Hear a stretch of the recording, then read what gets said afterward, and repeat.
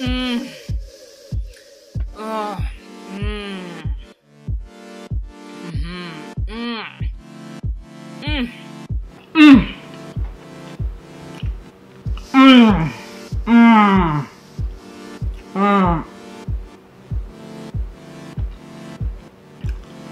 What? It's really that good.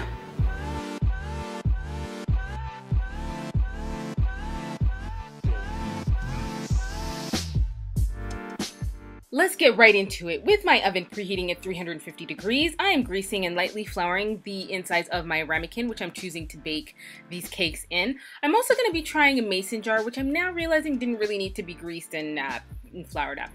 In a separate bowl, I am pouring 2 cups of flour, 1.5 teaspoons of baking powder, half a teaspoon of baking soda, half a teaspoon of salt,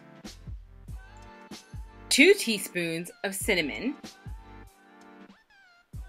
and 1/4 teaspoon of nutmeg. And now you're going to mix all your dry ingredients and set them aside. Now in another large bowl, you're going to pour in a can of pumpkin puree, I used 1.5 cups of brown sugar, 3/4 of vegetable oil or olive oil, and 4 eggs. I believe they were large eggs. The recipe wasn't really specific, but I used 4 large eggs. Lastly, you need 2 teaspoons of vanilla extract, and then you're gonna mix vigorously until your product looks like, ta-da! Baby food! No, not really. Anyways, now you're gonna take your dry ingredients and mix them with your wet ingredients until it looks like less baby foodish. Looks a little bit more suspect. Just kidding, it smells like heaven!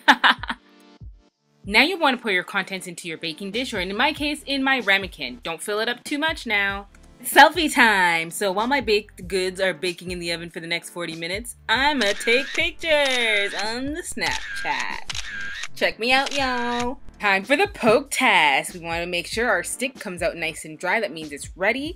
I'm going to slice off that top to facilitate the topping, which consists of whipped cream cheese icing. I went with store-bought, but by all means, go ahead, go homemade. You're going to spread that on top of your cake. You're going to add a little bit of chopped pecans, some caramel sauce. Now mine had solidified because it was out too long, but you want to make sure it's nice and warm so it can distribute evenly over the cake. See how it came out all clumpy? No, you don't want that. But you know what? Same great taste. Now Thanksgiving is right around the corner. Do you think you'd try this recipe for your family? I think you should. Their taste buds will be thankful.